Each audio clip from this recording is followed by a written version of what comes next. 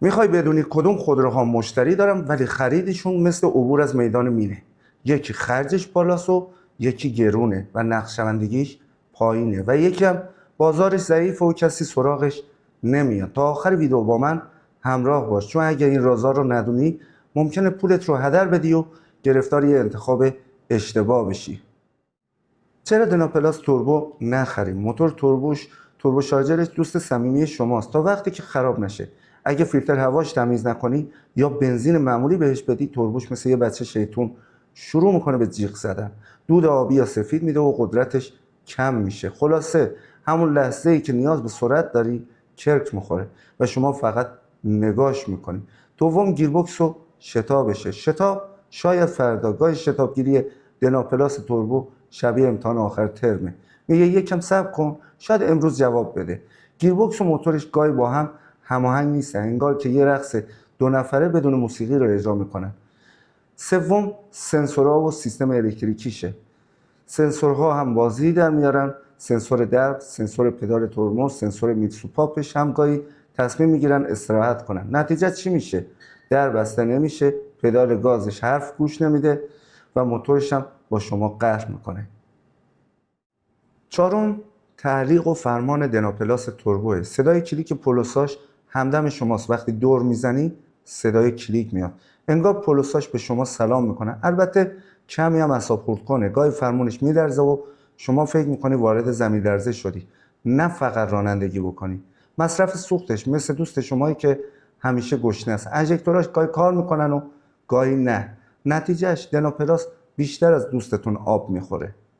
کابین و راحتیش، عایق بندیش کم و بیش تو دورای بالا. صدای موتور جاده وارد کابین میشه، انگار که دو تا کنسرت زنده گوش میکنی، نه یه رانندگی ساده. قطعات داخلیش هنر کمینه سازی دارن. مالکان میگن کیفیت داخلیش گاهی یادآور خاطرات قدیمی و ساده انگارانه است. اما خب شما که دنبال آپشن هستید شاید تحمل کنید. هفتم، شاید ترین دردسراش تعویض مکرر قطعاتشه. شم، کوئل، لنت. گویی دنا پلاس عاشق خرید قطعات یدکی است.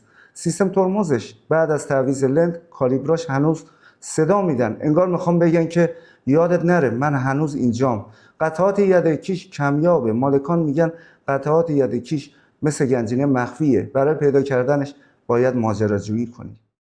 پس فهمیدید چرا نباید دنا پلاس توربو بخریم. اول مشکلات فنی و نگهداری بالایی که داره. توربو شارژرش حساسه و مستعد خرابی است. ناهماهنگی بین موتور و گیربکس و لرزش فرمان و صدای زیاد داخل کابین و مصرف سوختش بالاتر از حد استاندارد. همه اینا یعنی هزینه نگهداری بالا، استرس دائمی برای مالک. دوم، کمرمقی بازار دست دوم دنا پلاس توربو. خرید و فروش کندی داره و خریدارای دست دومش اغلب منتظر گزینه‌های کم ریسک و بدون دردسر. این یعنی اگه بخوای بفروشی زمان طولانی میبره و نقشه‌بندیش پایینه. سوم، رقابت با گزینه‌های جایگزین در همین بازده قیمتیش. خودروهای داخلی دیگری مثل پژو 207 تیو5 و تارا دنده‌ای تیو5 و حتی بعضی خودروهای خارجی چینی با کیفیت بالاتر، استهلاک کمتر و خدمات بهتر در دسترسند. بنابراین خرید دنا پلاس توربو ریسک بیشتری نسبت به سایر گزینه‌ها داره. دومیش تارا اتومات. موتورش تیو5 یعنی شتابش با چاشنی تحمل. مثل دوست فلسفی شماست، همیشه قبل از حرکت یک کمی فکر میکنه و شتاب رو با تحمل ارائه میکنه. وقتی عجله داری موتورش میگه صبر کن، زندگی کوتاهه و شما فقط نگاش میکنی. مصرف سوختش نسبت به موتور دنا پلاس توربو پایینتره، ولی اگر گیربکسش درست تنظیم نباشه همچنان شتابش نرم و گاهی کند احساس میکنی. دوم، گیربکس اتوماتیکشه. عاشق آرامش، گاهی مثل راننده‌ای که تازه از خواب بیدار شده عمل میکنه. تعویض‌دهه‌هاش دیر انجام میشه، شتابش کمی لگ میزنه و گاهی با موتور هماهنگ نیست. نتیجهش وقتی نیاز به سبقت داری تارا به شما نگاه میکنه و میگه آروم باش رفیق. سوم، مصرف سوختشه. گرسنگیش کنترل شده است، برخلاف دنا پلاس توربو که مثل دوست همیشگی گرسنه است. موتور تیو5 مصرف سوختش معقول‌تره، ولی هنوز گاهی با شتاب بالا یا ترافیک یکم چرب و چیلی عمل میکنه.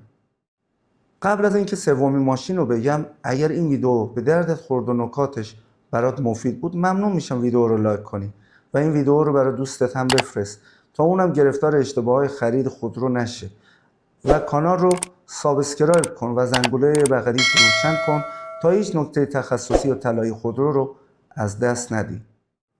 اما ماشین سوم که بازار فروش متوسط رو به پایینه، رانا معمولی قدیمی. موتور شتابش قدیمی اما لجباز.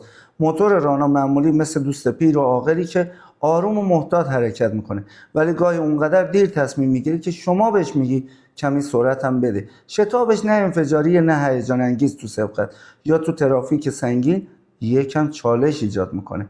گیربکسش استاد تحمل. گیربکس دستی رانا قدیمی با شما هماهنگه، ولی گاهی درگیر لجبازی تعویض دهنده و سرصدای زنجیره‌ایش میشه. نتیجهش وقتی عجله ای داری خودرو میگه دوست داری صبر بکنی یا زندگی کوتاهه. سوم، مصرف سوختش گرسنه سنتیه. مصرف سوختش معقوله ولی نسبت به موتورهای جدید و بهینه یکم پرخور محسوب میشه. مالکای قدیمیش بهش میگن وقتی که تو ترافیک باشه گاهی حس میکنی سوختش مثل آب میره. چهارم، کابین و راحتیشه. سفر با خاطره. کابینش ساده است بدون آپشن لوکس. صندلیاش معمولیه. عایق بندیش متوسطه. صدای جاده و موتور تو دور بالا وارد کابین میشه مثل یه کنسرت زنده دهه‌های گذشته. مشکلات شایعش: سیستم ترمز و تعلیق قدیمیش ممکنه گاهی صدا بده یا نیاز به تعمیر داشته باشه. برخی قطعات یدکیش به راحتی پیدا میشن و برخی قطعات مخصوص‌تر ممکنه نیاز به جستجوی دقیق تو نمایندگی یا بازار داشته باشه. استهلاک موتور قطعاتش نسبت به خودروهای جدید بالاتره. ششم، بازار دست دوم و نقشه‌بندیشه. رانا قدیمی بازار نسبتاً کم رمقی داره چون خریدارا دنبال خودروهای اقتصادی، کم دردسر و کم مصرفن. قیمتش نسبت به خودروهای همرده جدیدش افت کرده و فروش فوریش چندان آسان نیستش. حرف آخر، رانا قدیمی ماشینیه که با خاطره و سادگیاشه ولی شتابش نه چندان هیجان انگیز. کابینش ساده است و صدای موتور جاده داخل کابینش میاد. استهلاکش بالاتره و بعضا دردسرای فنی هم داره. نقشه‌بندیش متوسط رو به پایینه. نتیجهش اگه دنبال خودروی اقتصادی و خاطره انگیز هستی میتونه گزینه باشه، ولی اگه میخوای ماشین کم دردسر، راحت و سریع داشته باشی بهتر سمتش نری.